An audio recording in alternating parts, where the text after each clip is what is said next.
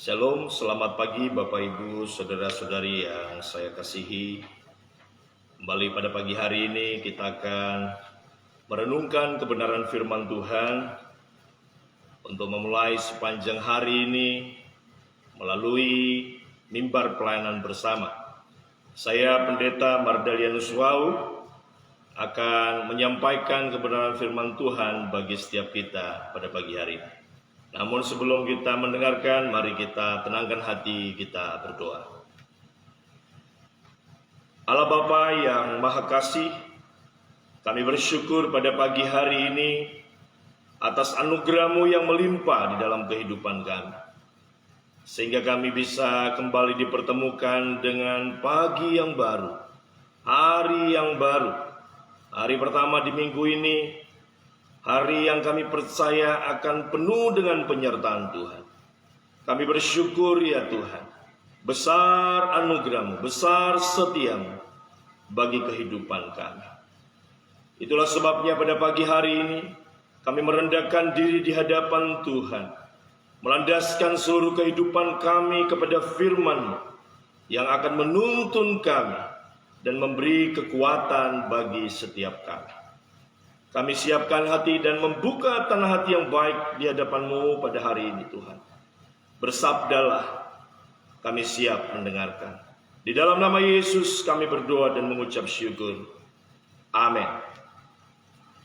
Puji Tuhan, sekali lagi kita kembali bersyukur kepada Tuhan atas anugerah-Nya pada pagi hari ini. Amin. Hari ini kita akan merenungkan kebenaran firman Tuhan dari Matius pasal yang ke-6 ayat yang ke-33 sampai ayatnya ke-34. Matius pasal 6 ayat yang ke-33 sampai ayatnya yang ke-34. Topik yang diberikan oleh pengurus kepada saya pada hari ini adalah cari dahulu kerajaan Allah dan kebenarannya. Mari kita baca ayat-ayat ini. Saudara bisa membuka Alkitab di rumah saudara masing-masing dan membaca bersama-sama dengan saya. Tetapi carilah dahulu kerajaan Allah dan kebenarannya, maka semuanya itu akan ditambahkan kepadamu. Sebab itu, janganlah kamu khawatir akan hari esok, karena hari besok mempunyai kesusahannya sendiri. Kesusahan sehari cukuplah untuk sehari. Sekali lagi saya bacakan. Tetapi carilah dahulu kerajaan Allah dan kebenarannya, maka semuanya itu akan ditambahkan kepadamu. Sebab itu, janganlah kamu khawatir akan hari besok, karena hari besok mempunyai kesusahannya sendiri. Kesusahan sehari cukuplah untuk sehari. Bapak Ibu saudara-saudari yang saya kasihi, ada banyak orang Kristen bertanya-tanya di dalam hati hari-hari ini, bahkan saudara, kalau kita mengikut Tuhan, katanya hidup kita akan diberkati. Apa saja yang dibuatnya pasti berhasil. Semua usaha akan lancar dan kita akan terbebas dari masalah. Namun pada kenyataannya, mengapa justru yang terjadi tidak demikian? Saudara-saudari yang terkasih, pada pagi hari ini saya mau menegaskan kepada kita, memang benar, bila kita hidup di dalam Tuhan, pastilah selalu ada berkat. Amin. Perlindungan dan juga jaminan pemeliharaan, karena ada penyertaan Tuhan di setiap langkah hidup kita. Karena memang itulah janji Tuhan. Kalau kita melihat ke dalam firman Tuhan di dalam Alkitab, misalkan saja seperti apa yang dicatat di dalam Ibrani 13 ayat 5 mengenai janji Tuhan. Dikatakan, janganlah kamu menjadi hamba uang, dan cukupkanlah dirimu dengan apa yang ada padamu. Aku sekali-kali tidak akan membiarkan engkau, dan aku sekali-kali tidak akan meninggalkan engkau. Bapak Ibu saudara-saudari yang saya kasihi, nats renungan kita Matius pasal 6 ayat 33 sampai 34 ini ada di bawah topik besar tentang hal kekhawatiran. Pada hari ini kita belajar firman Tuhan bahwa kita harus kembali percaya bahwa Allah sekali-kali tidak akan membiarkan kita. Itu janji Tuhan. Allah tidak sekali-kali akan meninggalkan kita. Itulah sebabnya di dalam ayat ke-34 tadi dikatakan, jangan mengkhawatirkan tentang hari besok. Bapak, Ibu, saudara-saudari yang saya kasihi, tentu saja ada banyak kegagalan, mungkin ada kesulitan-kesulitan besar yang mungkin kita hadapi hari-hari ini. Seringkali itulah yang membuat kita kemudian mulai bertanya-tanya, apakah Tuhan ada di dalam menyertai kita dan tidak pernah meninggalkan kita? Pada pagi hari ini, melalui kebenaran firman Tuhan, kita mau kembali meneguhkan hidup kita bahwa Dia tidak akan pernah meninggalkan kita, sehingga kita tidak perlu khawatir akan hidup kita. Seperti apa yang dikatakan di dalam Matius pasal 6, di dalam nats renungan kita pada pagi ini, kita tidak perlu khawatir tentang hari besok, saudara. Ya, bahkan Yesus sendiri di dalam ayat ke-25 di dalam pasal 6 ini, sebelum ayat ke-33 di dalam ayat ke-25, Yesus menegaskan berkata demikian, karena itu aku berkata kepadamu, janganlah khawatir akan hidupmu, akan apa yang hendak kamu makan atau minum, dan janganlah khawatir pula akan tubuhmu, akan apa yang hendak kamu pakai. Bukankah hidup itu lebih penting daripada makanan dan tubuh itu lebih penting daripada pakaian? Jadi kita tidak perlu khawatir, saudara. Amin. Ya, memang ada kalanya dalam perjalanan hidup ini kita diperhadapkan dengan jalan-jalan yang berbatu, penuh kerikil, menanjak, mendaki. Ada banyak masalah, ada banyak ujian bagi kehidupan kita. Saudara, saya ingin mengatakan, ketika itu terjadi, kita harus kembali meyakini bahwa semuanya itu adalah bagian dari proses yang harus kita jalani. Sebuah proses yang Tuhan izinkan kita jalani untuk maksud kita lebih lagi berharap kepada Dia. Dengan demikian kita akan hidup senantiasa ada di dalam pengharapan kepada Tuhan. Walaupun yang seringkali terjadi tidak seperti apa yang kita harapkan, seperti apa yang saya sampaikan di awal tadi. Namun yakinlah bahwa semuanya itu adalah bagian dari proses yang kita jalani. Di dalam 1 Korintus pasal 10 ayat 13 berkata, sebab Allah setia, dan karena itu Ia tidak akan membiarkan kamu dicobai melampaui kekuatanmu. Amin. Allah setia. Dia tidak akan pernah membiarkan kita dicobai melampaui kekuatan kita. Bapak, Ibu, saudara-saudari yang saya kasihi, Tuhan selalu buka jalan saat tiada jalan. Tangannya senantiasa menopang kita saat kita jatuh, sehingga kita tidak sampai tergeletak. Yang kita perlu lakukan, terus memastikan hidup kita ada di dalam pengharapan yang teguh kepada Dia. Bapak, Ibu, saudara-saudari yang saya kasih, agar janji berkat pertolongan, pemeliharaan, dan pembelaan Tuhan benar-benar digenapi dalam hidup kita, tentu saja ada harga yang harus kita bayar. Itulah sebabnya pada pagi ini di bagian akhir pengajaran Yesus tentang kekhawatiran di pasal 6 ini, Yesus berkata seperti apa nats kita, carilah dahulu kerajaan Allah dan kebenarannya, maka semua itu akan ditambahkan kepadamu. Amin, saudara. Kalau kita memperhatikan kata mencari di dalam ayat ini, menunjuk kepada usaha yang harus kita lakukan dengan sungguh-sungguh. Usaha yang harus dilakukan secara terus-menerus sampai mendapatkan sesuatu. Artinya kita harus menempatkan Tuhan Yesus sebagai yang terutama dalam hidup kita. Mengejar perkara-perkara rohani lebih daripada perkara-perkara yang ada di dunia ini. Itulah sebabnya Rasul Paulus menasihati di dalam Kolose pasal 3 ayat 1-2, dia berkata, carilah perkara yang di atas di mana Kristus ada, duduk di sebelah kanan Allah. Pikirkanlah perkara yang di atas, bukan yang di bumi. Kalau kita memikirkan segala apa yang ada di dalam dunia ini dengan segala keinginan-keinginannya, seringkali kita senantiasa akan dibawa di dalam kesesatan demi kesesatan. Kita akan justru dibawa ke dalam kekhawatiran demi kekhawatiran.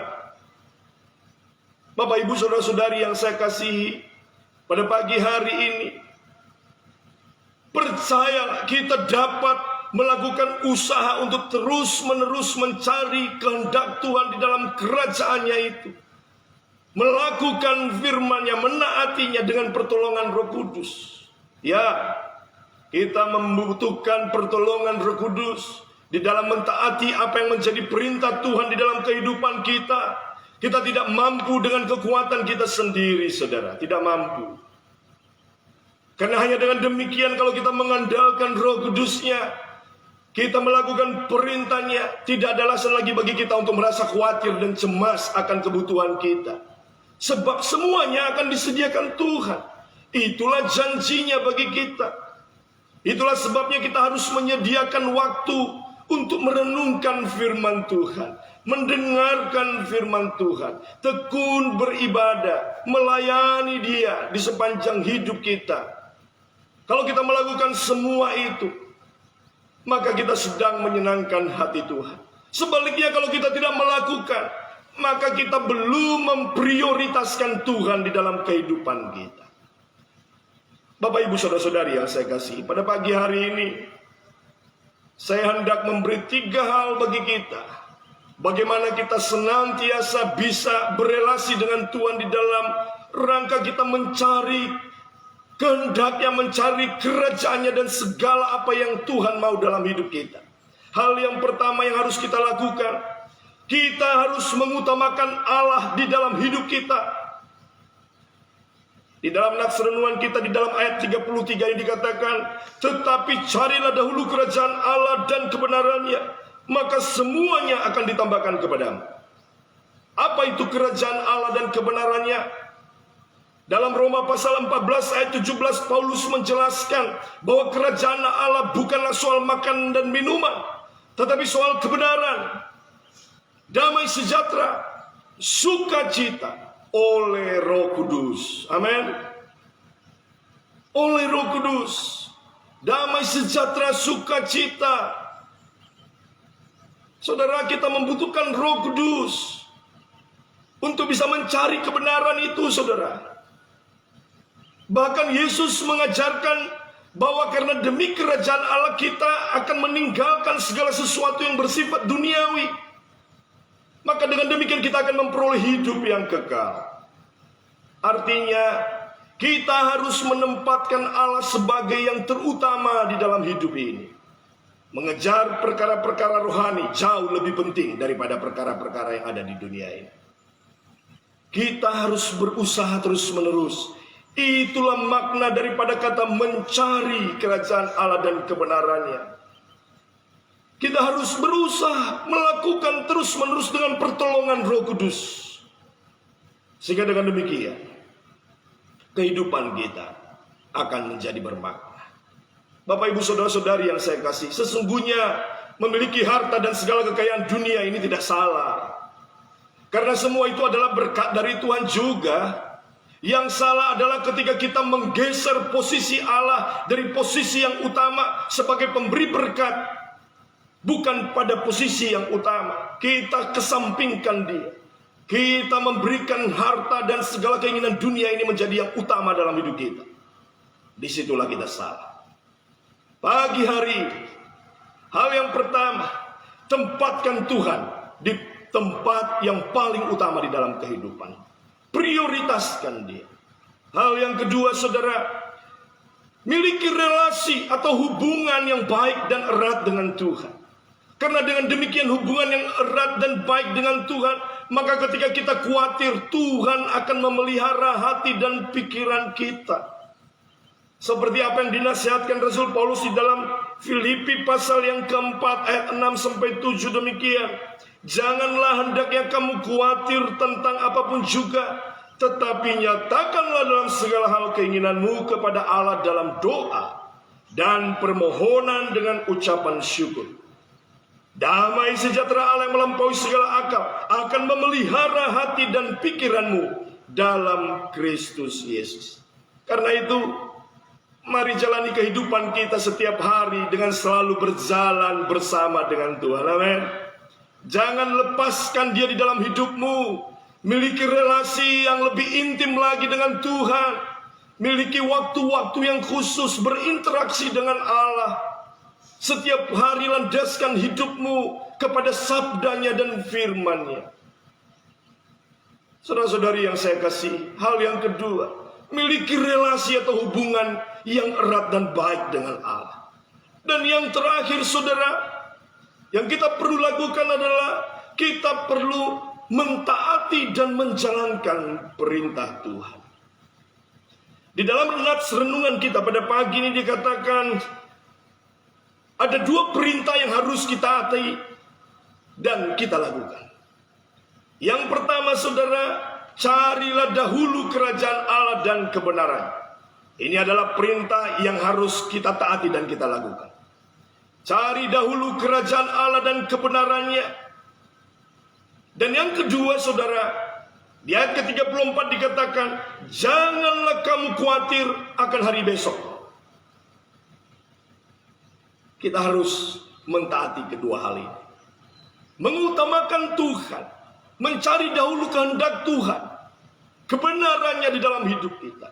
Baru yang kedua, jangan khawatir akan hari besok. Kalau kita sungguh-sungguh taat dan menjalankan perintah ini, maka kita akan merasa tenang. Kita akan mendapatkan damai sejahtera, sukacita di dalam menjalani kehidupan ini. Walaupun di sana sini ada banyak persoalan, tantangan di dalam kehidupan kita. Namun kita percaya jika Allah yang menyertai kehidupan kita, jika Allah yang selalu menjaga dan menolong kita, maka kita akan hidup di dalam damai sejahteranya. Amin, saudara. Jadi ada 3 hal agar kita lepas dari kekhawatiran. Yang pertama, utamakan Tuhan dalam segala hal. Yang kedua, miliki relasi hubungan dengan Tuhan.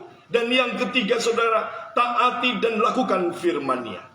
Maka dengan demikian, kehidupan kita akan menjadi kehidupan yang bahagia.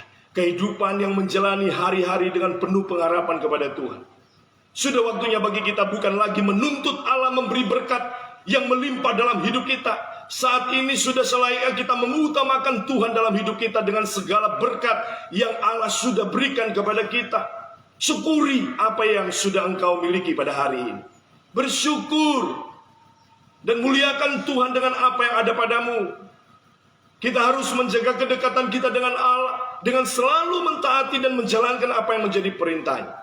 Dengan demikian, kita akan selalu aman, tentram dalam lindungan dan pimpinan Allah yang tak terbatas kuasa dan kasih-Nya itu. Amin, saudara. Kiranya firman Tuhan pada pagi hari kembali meneguhkan kita dan menguatkan kita menyongsong sepanjang minggu ini dengan memastikan penyertaan Tuhan menjadi bagian kita semata. Tuhan Yesus memberkati. Mari kita berdoa. Bapa, kami bersyukur atas firman-Mu pada pagi ini. Kami mau mengambil keputusan untuk mencari dahulu kerajaan Allah dan kebenarannya. Dan dengan demikian, kami juga akan mengambil keputusan untuk tidak mengkhawatirkan tentang hari besok. Kedua hal ini akan kami lakukan dengan mengutamakan Engkau lebih dari segala-galanya. Bapa, hidup kami adalah hidup yang Engkau telah pilih dan tetapkan untuk melakukan setiap maksud-maksud mulia-Mu di tengah-tengah dunia ini. Kami rindu pada pagi hari ini melalui kebenaran firman Tuhan yang telah mengubahkan dan meneguhkan kami.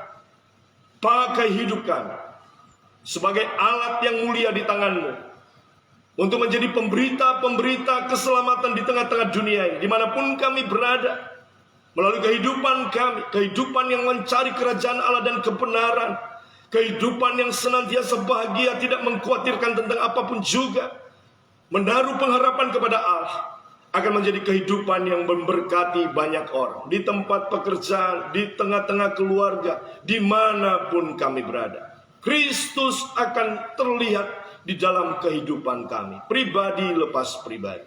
Hamba berdoa bagi setiap umat-Mu yang mendengar firman Tuhan pada hari ini. Engkau Allah yang menyertai kehidupan mereka senantiasa. Kami bersyukur pada pagi ini untuk firman-Mu Tuhan. Dan biarlah kiranya Roh Kudus-Mu yang terus menuntun dan menolong kami untuk menjadi pelaku-pelaku firman-Mu. Kami berdoa untuk bangsa dan negara kami. Biarlah terus Engkau Allah yang memimpin, Engkau Allah yang terus memberkati, Engkau Allah yang terus menyertai pemimpin-pemimpin kami, mulai dari pusat presiden sampai pemimpin-pemimpin yang terendah di daerah-daerah. Biarlah semuanya ada di dalam penyertaan Tuhan. Berikan hikmat-Mu kepada mereka di dalam memimpin bangsa dan negara ini. Berdoa untuk kota kami Teluk Dalam, berkat Tuhan tercurah bagi kota ini. Damai sejahtera Allah melimpah bagi kota ini. Setiap masyarakat kota ini diberkati Tuhan. Di dalam segala usaha pekerjaan keluarga mereka diberkati Tuhan. Yang belum mengenal Yesus diberi anugerah untuk mereka bisa mengenal kasih-Mu ya Tuhan. Mengenal anugerah-Mu. Engkau mengasihi setiap kami di kota ini. Terima kasih Tuhan. Kami bersyukur untuk firman-Mu. Segala pujian kemuliaan hanya bagi Tuhan.